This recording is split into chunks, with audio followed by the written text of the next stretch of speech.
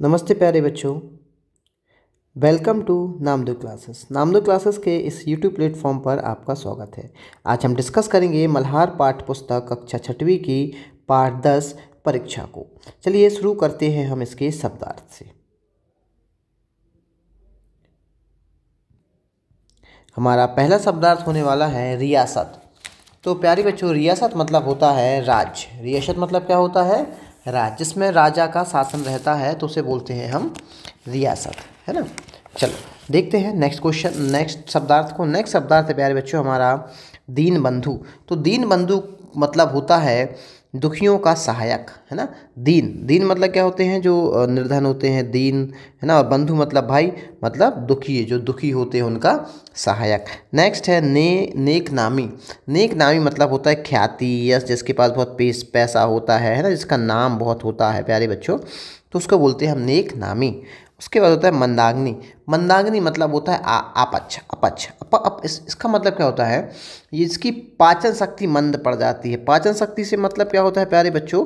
पाचन शक्ति से मतलब होता है जो जो खाना पचाने में सक्षम नहीं होता, है ना। अपन कहते नहीं है कि यार हमारा जब हम बूढ़े हो जाते हैं, जब हमारी एज ज़्यादा हो जाती है या फिर कम एज के भी रहते हैं, तो पाचन शक्ति जो होती है, मतलब डाइजेस्टिव सिस्टम खराब हो जाना, इस टाइप से ना। कंटोप। कंटोप मतलब होता है कान तक ढकने वाली टोपी। ऐसी टोपी जो हमारे कान तक ढकती है उसको बोलते हैं प्यारे बच्चों हम कंटोप। नेक्स्ट है सनद। सनद मतलब होता है प्यारे बच्चों प्रमाण पत्र। क्या होता है? प्रमाण पत्र, सर्टिफिकेट। चलिए देखते हैं नेक्स्ट को। नेक्स्ट हमारा ऊषा। नेक्स्ट क्या है? ऊषा। ऊषा मतलब होता है प्रातःकाल। प्रातःकाल मतलब मॉर्निंग। प्रातःकाल मतलब क्या होता है प्यारे बच्चों? मॉर्निंग। प्रस्ताव। प्रस्ताव मतलब होता है सुझाव, है ना। प्रस्ताव मतलब क्या होता है? सुझाव देना, है ना, सुझाव भेजना। पथिक। पथिक मतलब होता है राही। पथिक मतलब क्या होता है? राही। नेक्स्ट मद। मद मतलब होता है अहंकार, है ना, जिसको आप घमंड भी बोलते हो ना। कहते नहीं, ये मद में चूर मत रहो, है ना, मतलब अहंकार में चूर मत रहो। नेक्स्ट है वात्सल्य। तो ये वात्सल्य मतलब होता है प्रेम। तो ये जो प्रेम होता है यहाँ पे माँ और बेटे के प्रेम को हम क्या बोलते हैं? वात्सल्य, है ना। माँ और बेटे को, जैसे श्री कृष्ण और यशोदा के प्रेम को हम क्या बोलेंगे? वात्सल्य। अगला है हमारा है सूरत। तो सूरत मतलब होता है चेहरा। कहते नहीं, आपने सूरत देखी है अपनी कभी? मतलब चेहरा देखा है कभी? तो सूरत मतलब क्या होता है? चेहरा। नेक्स्ट है उबारना। उबारना मतलब क्या होता है? उस चीज़ से, किसी चीज़ से छुटकारा पा लेना, है ना, मतलब क्या होता है? छुटकारा। नेक्स्ट है बैठना। बैठना मतलब होता है घुसना। घुसना मतलब कोई चीज़ अंदर घुस जाती है ना, जैसे अपन बोले कि नाव पानी में घुस गई या गिर गई, है ना। तो बैठना मतलब क्या होता है? घुस। नसीब मतलब होता है भाग्य, डेस्टिनी। नसीब मतलब क्या होता है प्यारे बच्चों? भाग्य, डेस्टिनी। अगला रईस। रईस मतलब होता है संपन्न। रईस मतलब जो बहुत पैसे वाला है। रईस है प्रतिष्ठित व्यक्ति है ना। विराजना। विराजना मतलब होता है उपस्थित होना। विराजना मतलब क्या होता है? उपस्थित होना या बैठना। अपन कहते नहीं है यार कि गणेश जी विराजे हैं, है ना, गणेश जी बैठे हैं। कीर्ति। कीर्ति मतलब होता है यश, पैसा, है ना, ख्याति। ये सब क्या होता है? कीर्ति। चलो अब हम डिस्कस कर लेते हैं प्यारे बच्चों इसके एमसीक्यूज। जो हमारा ये परीक्षा वाला परीक्षा चैप्टर है ना, मुंशी प्रेमचंद ने से लिखा है। किसने लिखा है? मुंशी प्रेमचंद ने से लिखा है। किसको? परीक्षा को, है ना। तो अब हम इसके डिस्कस कर लेते हैं प्यारे बच्चों एमसीक्यूज, है ना। चलो तो पहला एमसीक्यूज हमारा होने वाला है प्यारे बच्चों, महाराज ने दीवान को। यहाँ पे मैं आपको इसका थोड़ा सा आपको समरी बता देता हूँ। तो यहाँ पे क्या है? दीवान। दीवान एक पद है ना, और इस पद के ऊपर एक और पद होता है महाराज, जो मतलब राजा होता है। तो एक रियासत है देवगढ़। उस देवगढ़ रियासत में जो ये दीवान है ना, ये दीवान की उम्र ढल गई है, मतलब ये ज़्यादा बूढ़े होने वाले हैं। तो अब ये चाहते हैं कि मैं अब इस दीवानी पद से त्यागपत्र दे दूं और कोई नया दीवान आ जाए। तो महाराज से बोले कि मुझे तो अब दीवानी नहीं करनी है ना। तो उन्होंने बोला कि मैं अब ये दीवानी छोड़ रहा हूँ। तो महाराज ने इनसे बोल दिया कि आप एक काम करो, अच्छी बात है आप दीवानी छोड़ रहे हो, लेकिन आप मुझे एक ऐसा उत्तराधिकारी, उत्तराधिकारी मतलब जो उस पर आगे दीवान मुझे ढूंढ के दे दो, है ना। तो वो किस आधार पे ढूंढ के दे रहे हैं, तो अब हम वही यहाँ पे देख रहे हैं। चलो तो पहला प्रश्न है हमारा प्यारे बच्चों, महाराज ने दीवान को, है ना, दीवान जी को उनका उत्तराधिकारी चुनने का कारण उनके किस गुण के कारण उनको सौंपा था। महाराज ने बोला था कि आप ही अब नया उत्तराधिकारी हमें चुन को दो, तो ऐसा कौन सा गुण था कि उनसे बोला था कि आप मुझे नया दीवान चुन के दो। तो किस गुण के कारण? सादगी के कारण नहीं, सादगी के कारण तो नहीं, उदारता के कारण नहीं, बल के कारण को नहीं, नीति कुशलता के कारण, है ना, क्योंकि वो नीति बनाने में बहुत कुशल थे, है ना, वह नीति बनाने में बहुत कुशल थे। नीति मतलब क्या होता है? नीति मतलब प्लान, है ना, नीति बनाने वो बहुत स्किल्ड थे, प्लान बनाने में, नीतियाँ बनाने में। तो इस गुण के कारण महाराज जी ने दीवान जी को उत्तराधिकारी चुनने के लिए बोला होगा। नेक्स्ट क्वेश्चन देखते हैं।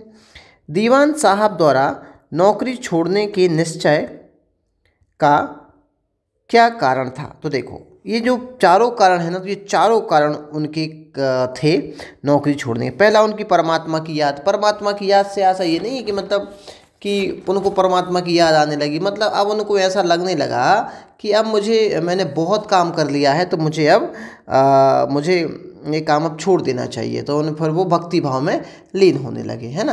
दूसरा है राजकाज संभालने योग्य शक्ति न। हाँ भाई, जब आप बुजुर्ग हो जाते हो, बूढ़े हो जाते हो, तो आप में वो शक्ति नहीं होती है कि अब आप राजकाज संभाल सको। नेक्स्ट है बदनामी का भय, है ना। बदनामी का भय से मतलब भाई अगर कोई काम बिगड़ गया तो प्रजा उनका बदनाम करेगी। और नेक्स्ट है 40 वर्ष की नौकरी पूरी हो जाना। तो ये चारों कारण थे उनके दीवान साहब के नौकरी छोड़ने के। ठीक है प्यारे बच्चों, चलो नेक्स्ट क्वेश्चन देखते हैं हम। किस खेल का प्रस्ताव खिलाड़ियों ने प्रस्तुत किया?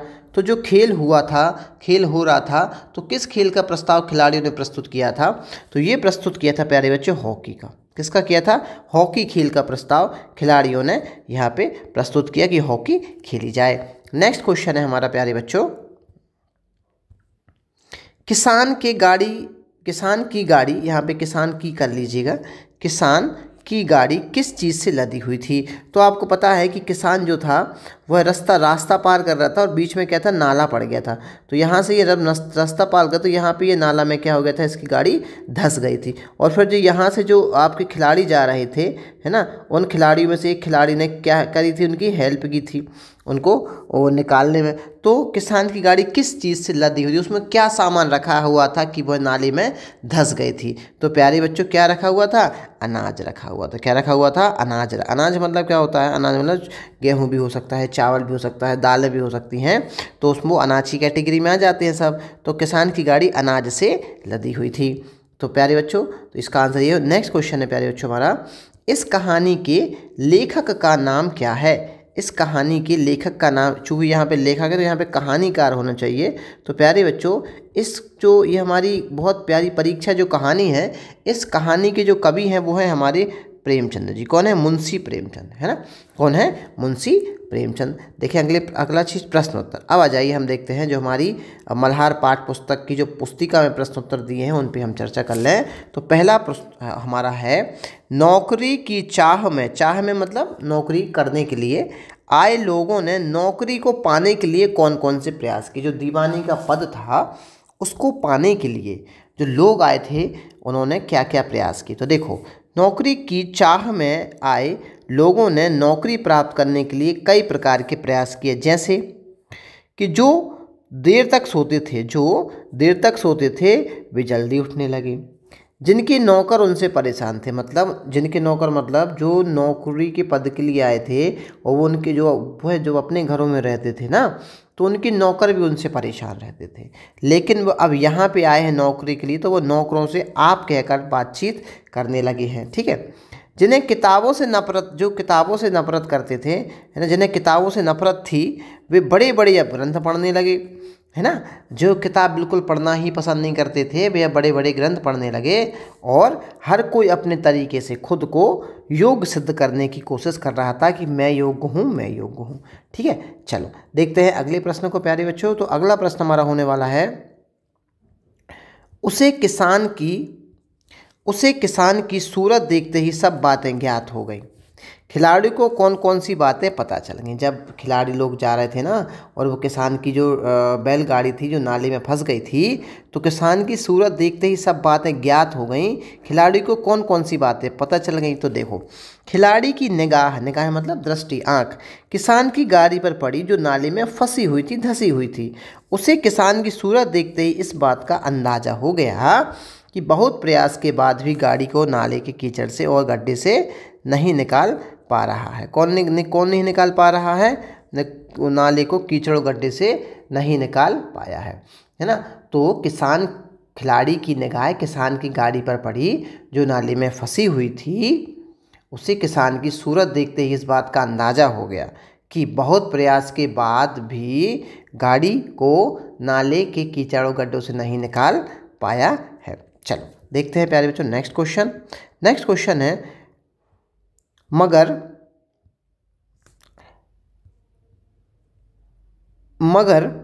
उनकी आंखों में सत्कार था, इन आंखों में ईर्ष्या।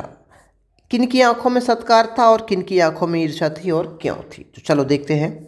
जो रियासत के जो कर्मचारी थे है ना, जो सरदार सुजान सिंह है ना, उनके जो दरबार में जो दीवान के पद के लिए जानकी नाथ के चयन की घोषणा की गई। जो युवक था ना, जिसने बचाया था, गड्ढे में गिरी गाड़ी को निकाला था, वह कौन था? जानकी नाथ है ना। तो जानकी नाथ जो था ना, तो जानकी नाथ के चयन की घोषणा हो गई थी। तो जो रियासत के कर्मचारी थे ना, जो रियासत के कर्मचारी थे और जो रईस लोग थे, उनकी आंखों में आदर और सत्कार का भाव था। किसके लिए? जानकी नाथ के लिए। इसके विपरीत अन्य उम्मीदवार, जो उम्मीदवार आए थे ना नौकरी की तलाश में, उनकी आंखों में किसका भाव था?